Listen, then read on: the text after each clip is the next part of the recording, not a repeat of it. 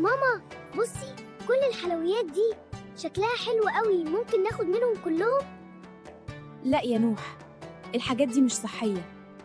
ممكن تاخد حاجة واحدة صغيرة بس نختارها سوا علشان ما تبقاش مضرة لجسمك. بس كلهم شكلهم حلو قوي. مالك يا نوح؟ في ايه شكلك مش مبسوط؟ انا عايزه اخد حلويات كتير بس ماما مش راضيه. طيب تعالى نبص عليها مع بعض كده. عارف ايه اللي جوه الحلويات دي؟ سكر؟ بالظبط، سكر كتير قوي. والسكر لما يزيد في جسمك بيتعب الأسنان وبيوجع البطن، وكمان بيخلي جسمك كسول ومش نشيط. ده ليه كمان فيها مواد صناعية علشان تبقى لونها جميل وطعمها قوي.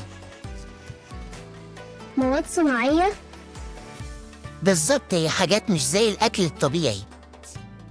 وفي بعض الحلويات فيها زيوت مهدرجة. يعني ايه؟ زيوت مش صحية للجسم، ولو أكلناها كتير ممكن تتعب القلب وتزود الوزن. يعني لو كل يوم اكلت حلويات كتير جسمي هيتعب؟ بالظبط، الحلويات شكلها حلو لكن جسمك محتاج حاجات أحسن، زي الفاكهة، طعمها حلو وبرضه مفيدة.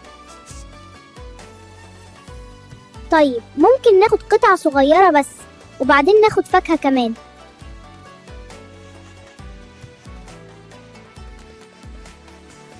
تحدي النهاردة اسمه تحدي بطل السوبر ماركت. كل مرة تروح السوبر ماركت قبل ما تشتري أي حلويات اسأل نفسك 3 أسئلة: هل فيها سكر كتير؟ هل فيها مواد صناعية؟ هل فيها زيوت مهدرجة؟ لو الإجابة أيوة على معظمهم حطها مكانها واختار حاجة صحية بدلها. يعني يبقى انا اللي بحافظ على جسمي؟ بالظبط، انت بطل، والأبطال بيختاروا الأكل يقويهم. مش كل حاجة شكلها حلو تبقى مفيدة. اسم أمانة، وأذكى قرار إنك تختار اللي يقويه مش يضعفه.